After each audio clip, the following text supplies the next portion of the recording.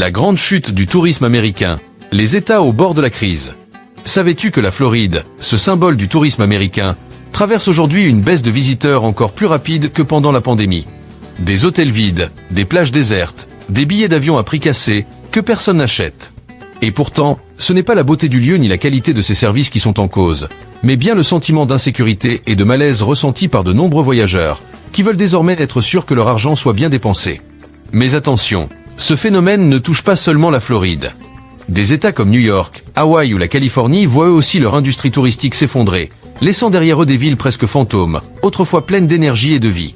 Alors reste bien jusqu'à la fin et abonne-toi, car on va passer en revue les 10 États américains qui s'approchent dangereusement d'une crise économique, alors que leur moteur principal, le tourisme, est en train de caler.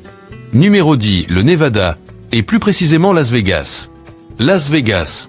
Ce nom évoquait autrefois le rêve, la fête sans limite, le glamour et les lumières éternelles. Mais derrière les néons qui continuent de briller, un changement silencieux mais profond est en train de s'opérer. Oui, les visiteurs viennent toujours prendre la fameuse photo sous le panneau Welcome to Fabulous Las Vegas et se promener sur le strip, mais la réalité n'est plus aussi étincelante. Les casinos ferment plus tôt qu'avant, les spectacles sont annulés à la dernière minute, et beaucoup de travailleurs du secteur touristique voient leurs heures réduites et leurs revenus chuter. La baisse des visiteurs étrangers, combinée à une explosion des loyers, a créé une tempête parfaite. De nombreux habitants n'ont eu d'autre choix que de quitter cette ville qui, autrefois, leur offrait du travail et de l'espoir. Aujourd'hui, Las Vegas n'a plus la même magie. Les jeunes générations cherchent désormais des expériences plus authentiques, abordables et durables. La ville doit donc se réinventer si elle veut éviter de rester prisonnière de son propre mirage. Parce que miser uniquement sur les casinos et les grands shows ne suffit plus. Il est temps de bâtir un modèle où l'on valorise autant les visiteurs que ceux qui font vivre la ville au quotidien. Car si ceux qui entretiennent la magie ne peuvent plus subvenir à leurs besoins, le sentiment de Las Vegas risque bien de s'éteindre pour de bon. Alors laisse un petit like pour nous encourager à continuer à te proposer du contenu gratuit. Numéro 9, la Caroline du Sud. Il fut un temps où la Caroline du Sud était le rêve accessible des vacanciers modestes. Sable doré, coucher de soleil sublime, et cette sérénité unique que l'on trouvait à Myrtle Beach, Charleston ou Hilton Head. Mais en 2025, tout ça a changé. Ce qui était autrefois une offre imbattable s'est transformé en un labyrinthe de frais cachés. Des taxes de resort obligatoires, du stationnement hors de prix, des frais de ménage additionnels, et même un supplément pour avoir accès à la piscine. Et ce n'est pas tout. Manger sur place coûte désormais 32% plus cher que l'année précédente. Résultat, beaucoup de familles improvisent des pique-niques dans leur chambre d'hôtel, avec des sandwichs faits maison, juste pour rester dans le budget. Ce sentiment d'être sans cesse pressé financièrement a laissé un goût amer. La Caroline du Sud n'est plus perçue comme un paradis économique, mais comme un piège à touristes où chaque centime est compté. Les annulations ont bondi de 18% en seulement 3 mois, et la réputation d'un lieu bon marché mais charmant s'effrite rapidement. La Caroline du Sud reste splendide, c'est vrai, mais aujourd'hui elle ressemble à ces produits qu'on trouve à prix bas sur Internet, jusqu'à ce qu'on découvre, au moment de payer, que tout coûte le double. Et quand la confiance du voyageur disparaît, ni les plus belles plages ni les campagnes de pub ne peuvent restaurer la magie d'autrefois. Numéro 8, la Floride. La Floride, c'était le soleil, les plages, la fête et l'énergie à l'état pur. Des millions de touristes s'y rendaient chaque année, remplissant ses rues, ses hôtels et ses parcs à thème.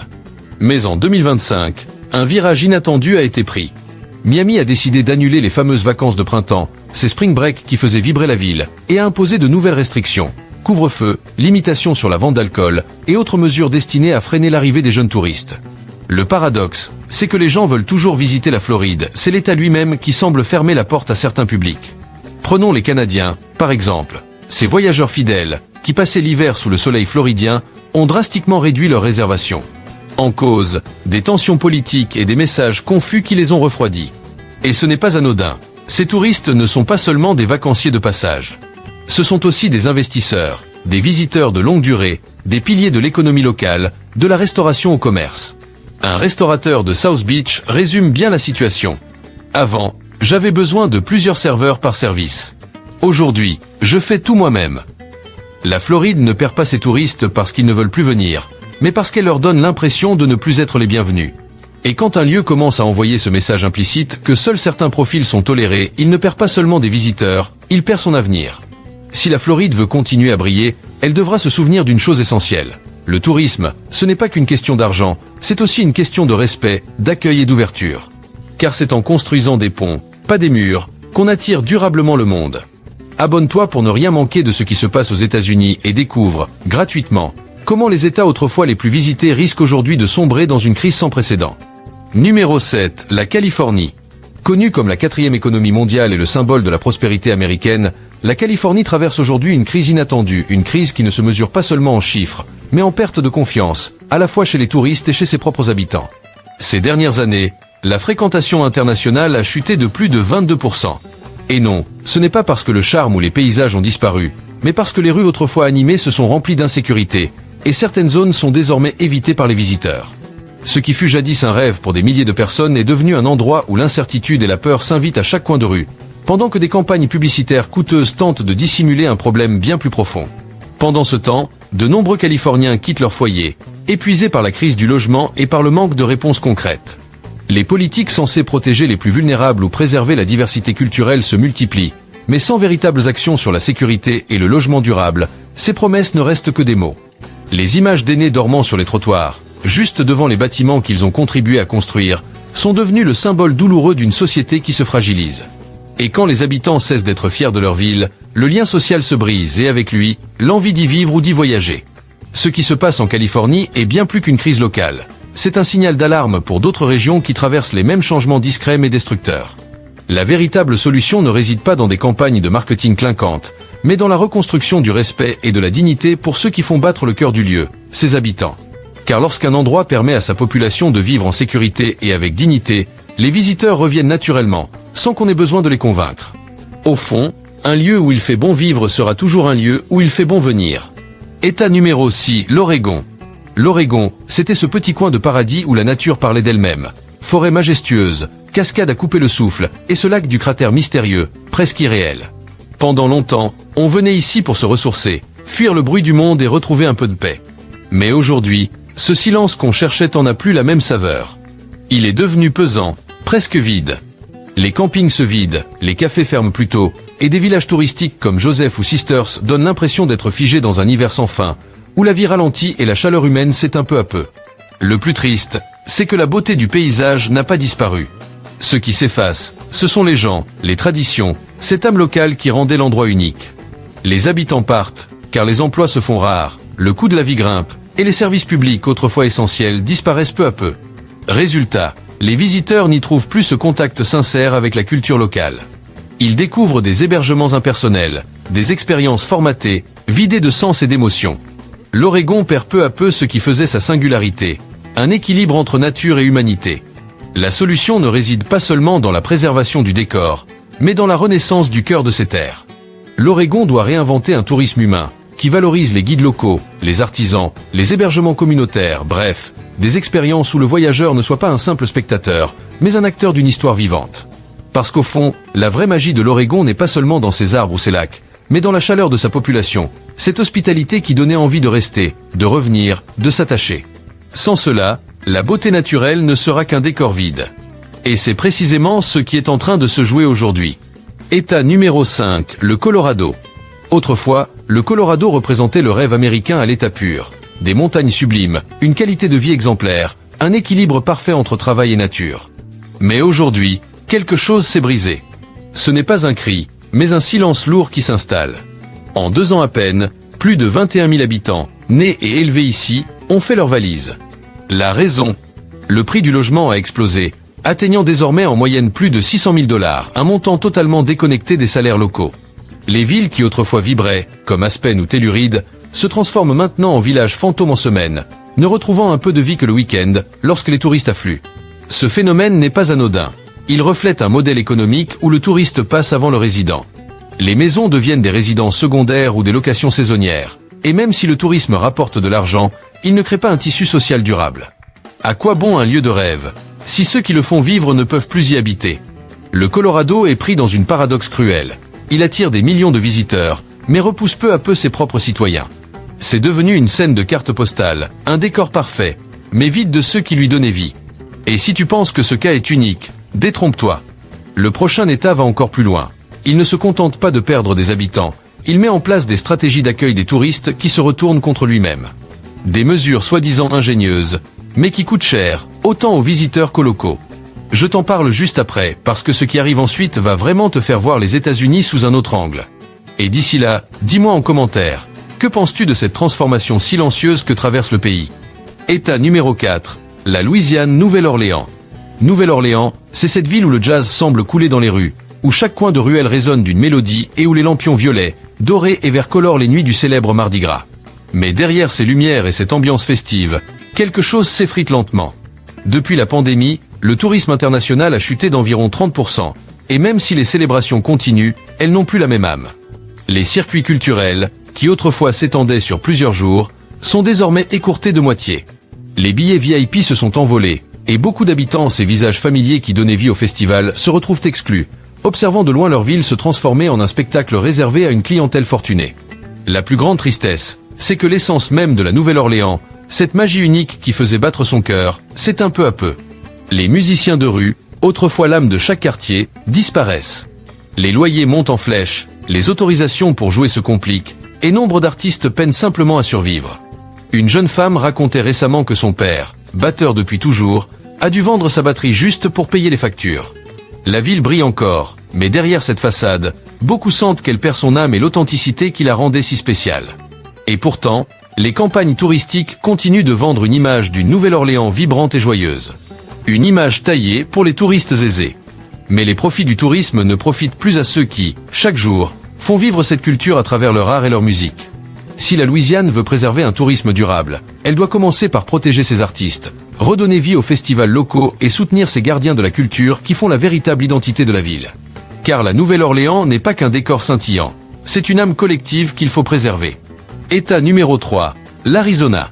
En Arizona, le majestueux Grand Canyon semble lui aussi perdre quelque chose d'essentiel, son âme. Les villes alentours, comme Tucson, Williams ou Page, voient leurs jeunes s'en aller faute de perspective.